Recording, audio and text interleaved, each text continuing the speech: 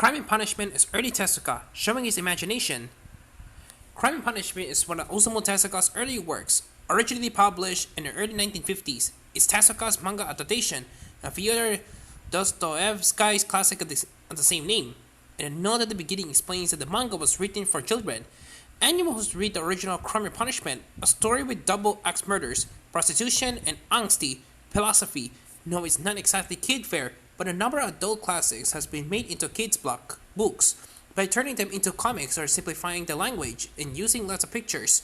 So anyway, Tezuka's Crime and Punishment fits into this category. It can be its own version of manga, clips, notes, to implement reading the original book. That said, some scenes have Tezuka changing the story to his own whims, such as the ending, or when Raskolnikov's philosophy is compared to that of Stalin or Hitler, two people who were born after the original book was written, so it can be used as an implement to the classic. It should be assumed exactly the same, but in manga form.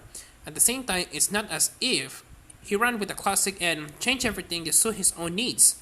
At 134 pages, he had cut a lot from the original, yet he still managed to make it flow.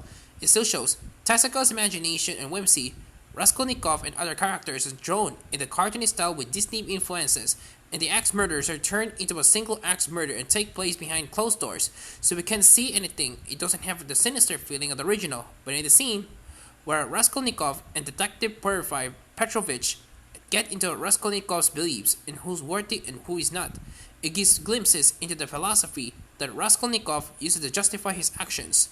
Still, it doesn't get as dark as some of the Tezuka's later works. And if he had waited until he was older and more mature to write this, it might have some come out with a very different feel.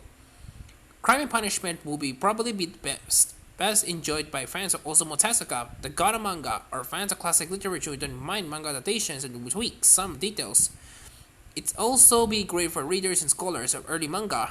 A lot of Tezuka's manga hasn't been translated into English yet, so it's always great when you get the opportunity to read his licensed work.